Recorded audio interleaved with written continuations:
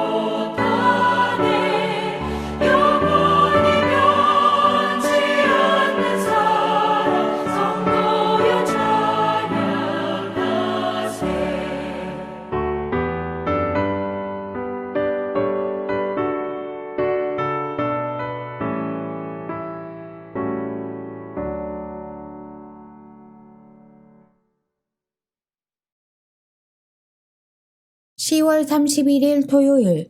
오늘 우리에게 주시는 말씀은 여호수아 4장 19절에서 24절까지 말씀입니다. 첫째 달 10일에 백성이 요단에서 올라와 여리고 동쪽 경계 길갈에 진침해 여호수아가 요단에서 가져온 그 12돌을 길갈에 세우고 이스라엘 자손들에게 말하여 이르되 후일에 너희의 자손들이 그들의 아버지에게 묻기를 이 돌들은 무슨 뜻이니까 하거든 너희는 너희의 자손들에게 알게 하여 이르기를 이스라엘이 마른 땅을 밟고 이 요단을 건넜음이라. 너희의 하나님 여호와께서 요단 물을 너희 앞에서 마르게 하사 너희를 건너게 하신 것이 너희의 하나님 여호와께서 우리 앞에 홍해를 말리시고 우리를 건너게 하심과 같았나니 이는 땅의 모든 백성에게 여호와의 손이 강하신 것을 알게 하며 너희가 너희의 하나님 여호와를 항상 경외하게 하려 하심이라 하라. 아멘. 2014년 4월 진도 인근 해상에서 제주도로 향하던 세월호가 침몰하는 대형 참사가 발생했습니다. 이삿길에 나선 일가족, 수학여행 가던 학생들과 교사들, 여행객 등 여러 이유로 제주도로 향하던 많은 사람들이 희생되었습니다. 유가족들은 실종자 수색과 사고 원인 규명을 요구하면서 광화문에 천막을 세웠습니다. 그리고 그로부터 4년 8개월이 흐른 작년 3월 세월호 천막을 철거하고 그 자리에 기억, 안전, 전시 공간을 조성하였습니다. 일어나서는 안 되는 참사였습니다. 그와 같은 아픔을 되풀이하지 않기 위해서는 그때를 잊어서는 안 됩니다. 안타까운 사고를 잊지 말고 안전한 사회를 만들자는 의미에서 전시 공간을 만든 것입니다. 우리에게는 잊어야 하는 것도 있고 절대 잊어서는 안 되는 것도 있습니다.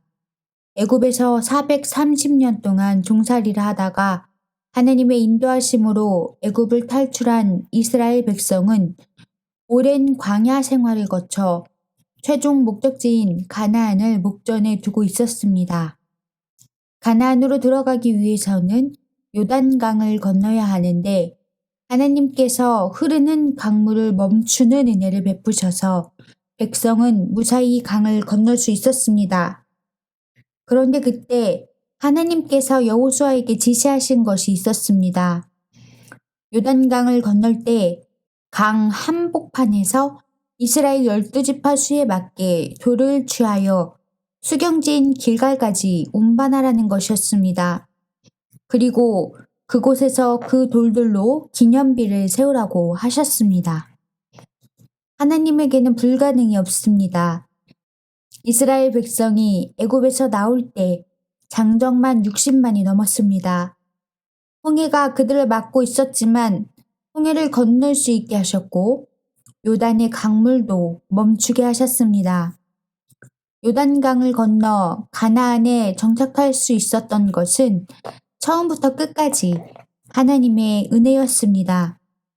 이것을 잊지 않게 하기 위해 길갈에 기념비를 세우고 하나님께서 인도하셔서 조상들이 요단강을 건넜고 우리가 평화의 땅에서 살게 되었다 라고 후손에게 가르치라는 것이었습니다.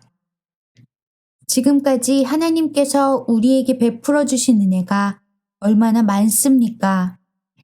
인간의 기억에는 한계가 있다고 하지만 하나님의 사랑을 잊어서는 안 됩니다.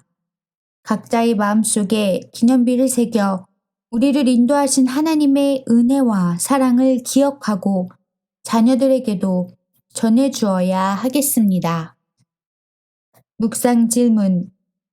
영원히 기억해야 할 하나님의 은혜와 사랑은 무엇입니까? 오늘의 기도. 우리를 늘 지켜보시고 인도하시는 하나님, 많은 은혜 속에서 살아가면서도 받은 은혜를 기억하지 못하고 잊은 것이 참 많습니다. 우리의 삶에서 어떻게 역사하시고 우리를 축복하셨는지 하나하나 기억하면서 감사하는 자녀들이 되게 하옵소서. 예수님의 이름으로 기도합니다. 아멘.